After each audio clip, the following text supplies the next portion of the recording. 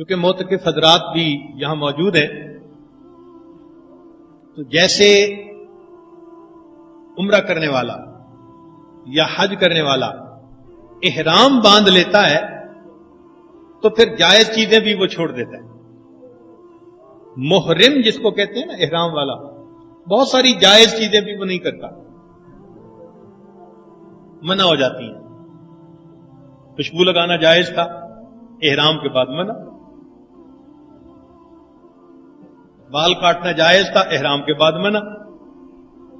اسی طرح معتکف بھی اعتکاف کی نیت کرنے کے بعد جائز چیزوں کو بھی چھوڑ دیتا ہے. مسجد میں رہتے ہوئے ایک تو مسجد کے آداب کا خیال رکھیں، اور یہاں پر جتنا آپ خاموش رہ سکیں اتنا بہتر ہے. حد الوسع کم بات کریں، کرنی بھی پڑے تو ذرا دھیمے لہجے میں کریں تاکہ دوسرے ڈسٹرب نہ ہو، کسی کی تلاوت میں خلل نہ آئے، کسی کی نیند میں خلل نہ آئے، کسی کے ذکر میں ہو سکتا ہے کوئی اللہ سے تار جوڑ کر بیٹھا ہو تو اس کی کیفیت میں کہیں خلل نہ آئے.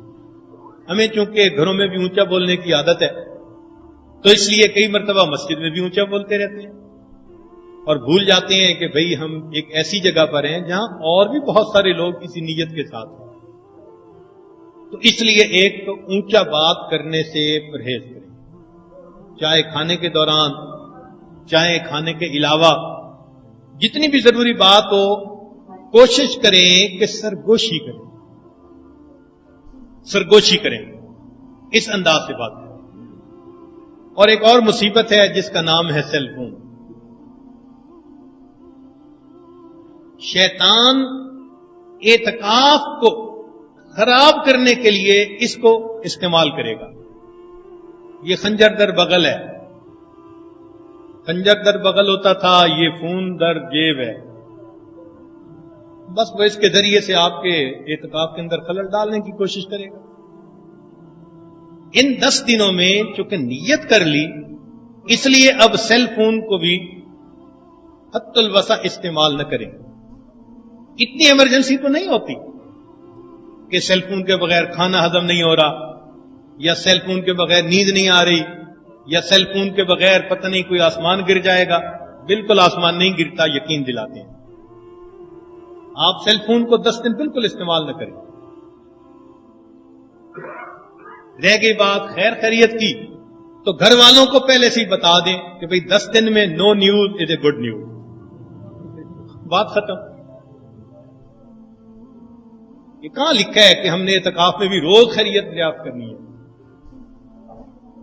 اس کا استعمال نہ کریں. سب سے بہتر تو یہی ہے.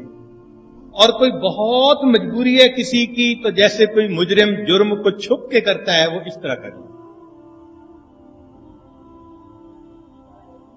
اور وہ احباب جو اعتکاف میں نہیں لیکن اعتکاف والوں کے ساتھ آ جاتے ہیں، ان کی خدمت میں بھی گزارش ہے، کیونکہ ان کے تو کام کاروبار ہوتے ہیں. وہ بھی جب مسجد میں تشریف لائیں تو اس کی جو رنگ ہے اس کو بند کر دیں، سائلنٹ کر دیں، وائبریشن پہ کر دیں، میٹنگ پہ کر دیں، والیوم تھوڑا کر لیں تاکہ دوسرے لوگ ڈسٹرب نہ ہوں.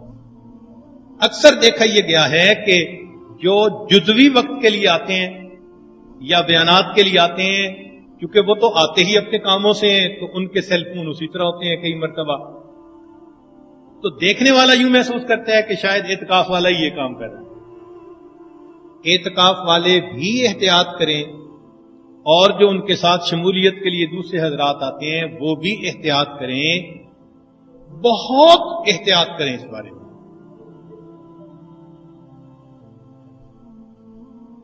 کوشش یہ کریں کہ اس کے استعمال کی ضرورت ہی پیش نہ آئے.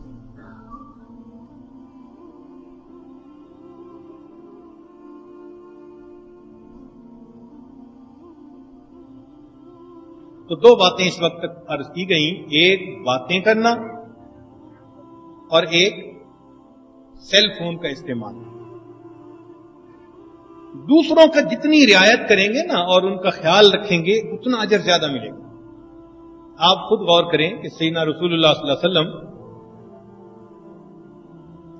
اپنی اہلیہ کے ساتھ ایک ہی چارپائی کے اوپر لیٹے ہوتے تھے، تو آپ صلی اللہ علیہ وسلم جب بستر سے نیچے اترتے تھے تو جوتے پہنے بغیر ننگے پاؤں چلتے تھے، اللہ کے حبیب صلی اللہ علیہ وسلم۔ عائشہ جانہ فرماتی ہیں کہ میں نے دیکھا کہ اللہ کے حبیب صلی اللہ علیہ وسلم ننگے پاؤں چل رہے ہیں۔ میں نے پوچھا اللہ کے حبیب صلی اللہ علیہ وسلم ایسا کیوں کر رہے ہیں؟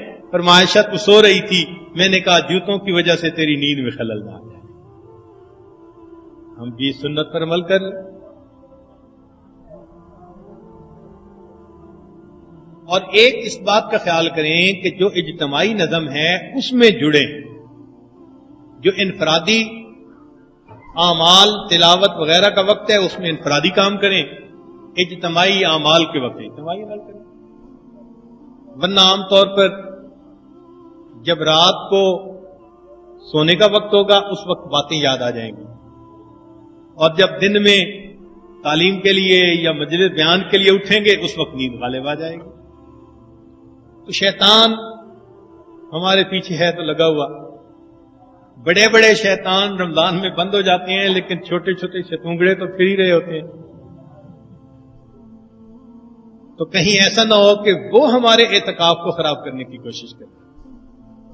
ایک دوسرے کے ساتھ حسن اخلاق کے ساتھ، محبت کے ساتھ، پیار کے ساتھ، اچھے انداز کے ساتھ ہم رہیں۔